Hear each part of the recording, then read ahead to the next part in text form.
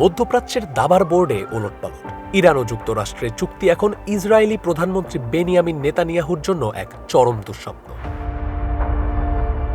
তেহরানের সঙ্গে ওয়াশিংটনের এই আকস্মিক সমঝোতা নেতানিয়াহুর দীর্ঘদিনের ইরান বিরোধী রণকৌশলকে এক ধাক্কায় খড়কুটোর মতো উড়িয়ে দিয়েছে।